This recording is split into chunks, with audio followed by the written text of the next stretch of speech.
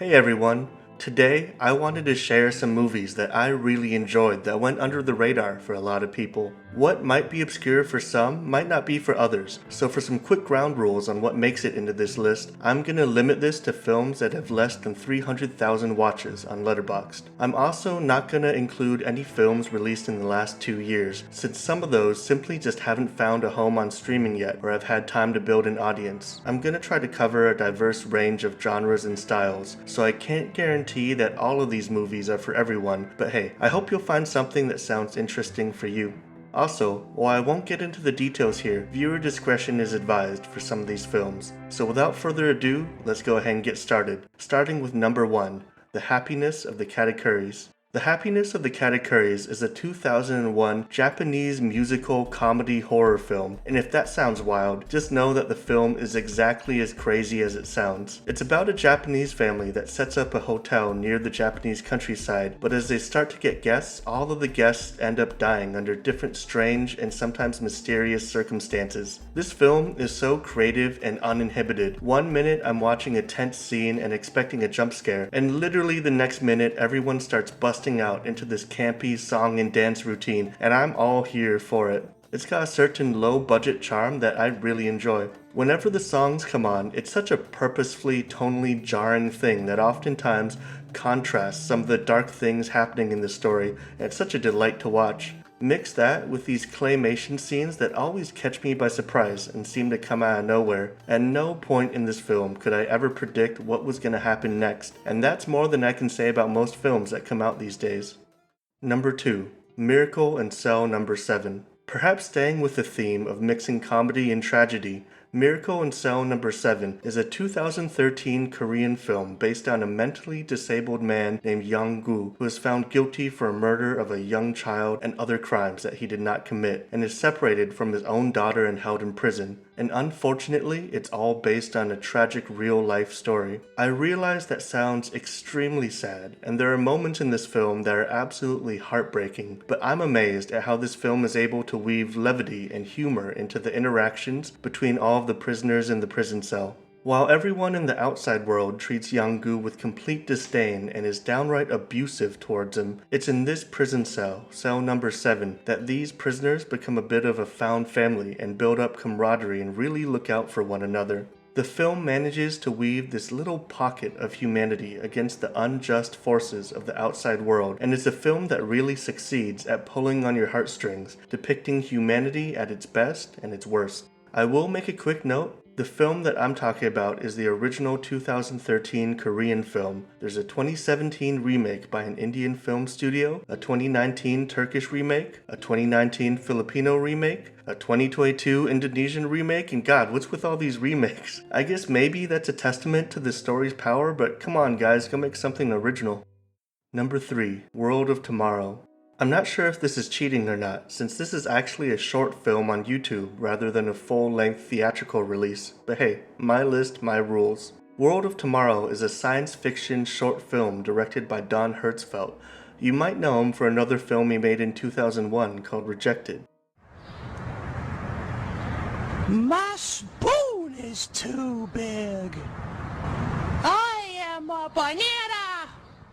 In World of Tomorrow, we follow a young girl named Emily who's contacted by a clone of herself 227 years in the future. And in this future world, when someone passes away, their memories are uploaded into a clone of themselves, in a way achieving a kind of twisted sense of immortality. However, with each cloning cycle, it's clear that just a little bit of humanity is stripped away, and we see that this future Emily is just a shell of present-day Emily. This clone Emily talks through her life story, detailing her lonely existence where she desperately tries to form human connection in a dystopian, robotic, and artificial world. And it's in these moments that we do see what little remains of her humanity shine through. Contrast that with present-day Emily, who is actually voiced by Hertzfeldt's 4-year-old niece, who is fully present, living one moment at a time, and bursting at the seams with a naive yet charming humanity. This film really touched me, and had some of the most poignant and profound lines of dialogue that I've ever heard in a film, some of which still stick with me to this day, and fills me with a sense of hope and determination to live for today in the face of what might come tomorrow.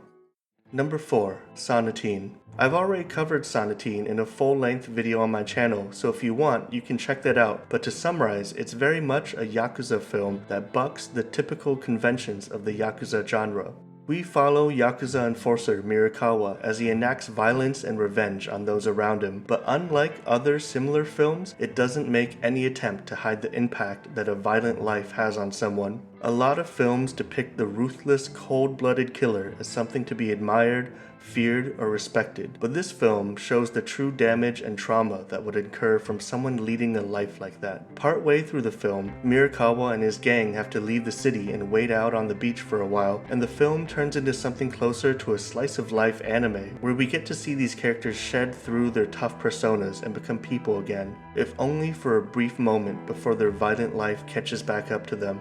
It's tragic and bittersweet, which at this point seems to be a theme of this list, or maybe just a sign of my personal taste, but I really recommend it if you want a different take on the gangster film genre. Number 5. The Wolf House.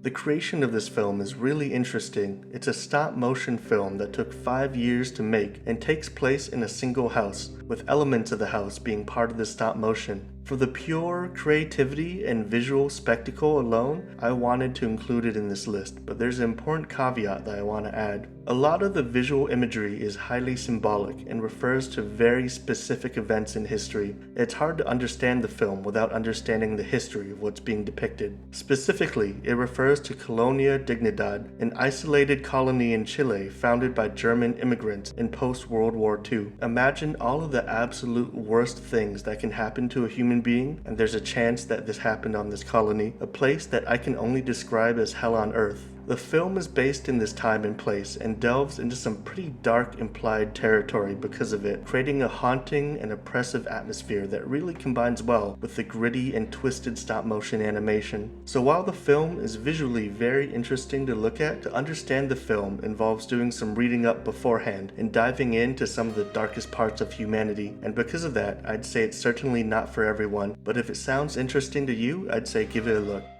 Number 6. While You Were Sleeping. Taking a bit of a sharp left turn from the last entry on this list, we have While You Were Sleeping, which, contrary to sounding like the name of a horror movie, is a 1995 rom-com starring Sandra Bullock. Bullock stars as the lead character Lucy, who falls in love at first sight with a man named Peter that she saves from a speeding train. Unfortunately, Peter falls into a coma, and through a misunderstanding, his estranged family believes that Lucy is his fiancée. Misunderstanding and misunderstanding pile on top of each other, and the film really revels in the situational comedy of it all. It really leans into the ridiculousness of the situation, but it does so completely in earnest. Oftentimes, I find the plot contrivances of this type of film kind of frustrating, but in this case it's so over the top and delivered with such a deep sincerity that I find it kind of charming. Definitely one to watch with friends over the holidays. Number 7. Oculus. I love mind-bending horror, and Oculus, a 2013 low-budget psychological horror movie, really delivered in that premise. It revolves around a cursed mirror that is able to manipulate time, space, and seem to produce visions and warp reality itself. The mirror was first purchased by a family of 4, but after it claims the life of the parents, the 2 child siblings, Kaylee and Tim, set out to destroy the mirror in what turns into a battle between the will to break out of family trauma versus supernatural psychological manipulation. Throughout the film, it shifts back and forth between the 2 timelines of the past, when the mirror is first introduced to the 2 siblings as kids, and the present, in which the 2 now adult siblings try to destroy it. Due to the powers of the mirror, as well as the constant changing of timelines, combined with really sharp editing, it really makes for a movie where I'm questioning everything. I get increasingly paranoid as director Mike Flanagan sets up chilling moment after chilling moment, only to throw us a curveball multiple times in the film. I generally enjoy horror movies that go beyond just using jump scares to scare the viewer, so this uncomfortable feeling of questioning reality, which kind of reminds me of films like Perfect Blue, makes this a really enjoyable watch for me.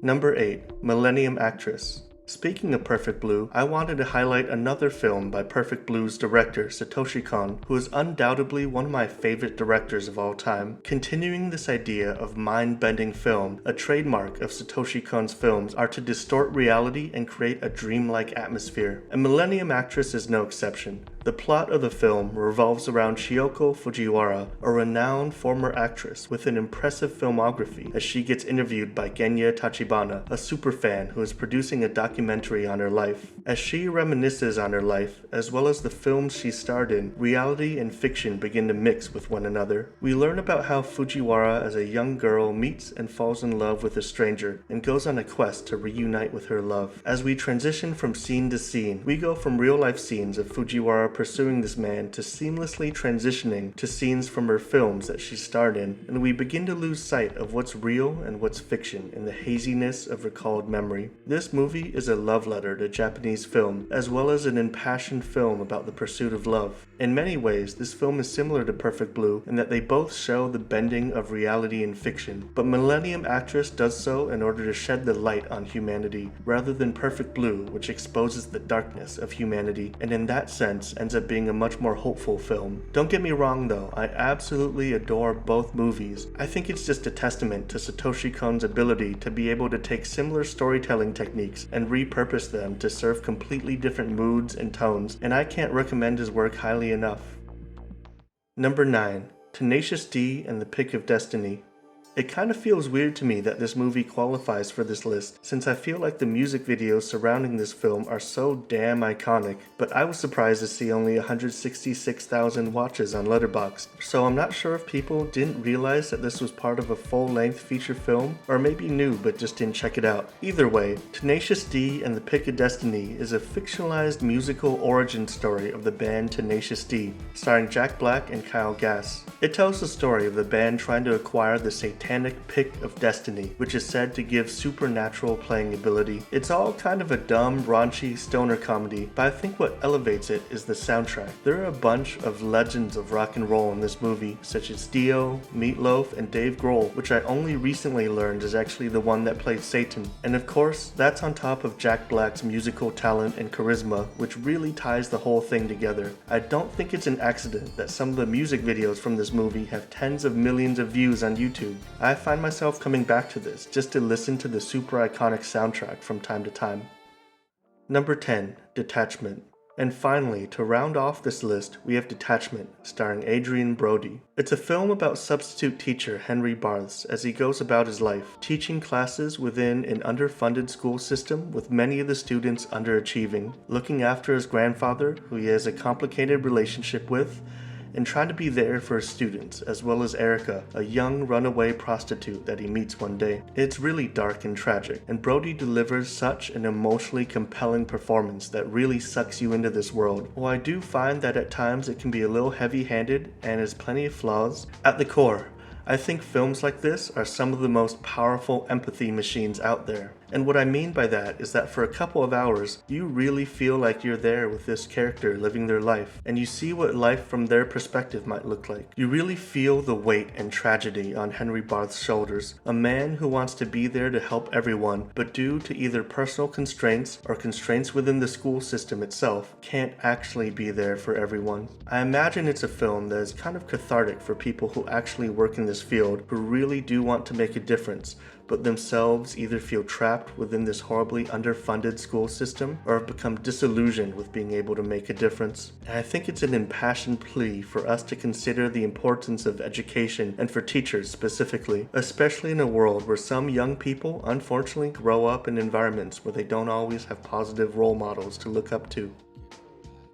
So there you have it, 10 movies that kind of flew under the radar that I wanted to recommend. Hopefully at least some of these movies are ones that you haven't heard of before. If you got the chance to see any of these, I'd love to know what you thought about them in the comments. I'd also love to hear your recommendations as well. What underrated movies do you want to recommend to me that I can cover in a future video? If people end up liking this video, I might turn it into a series, so let me know what you think, and subscribe if you want to see more videos like this.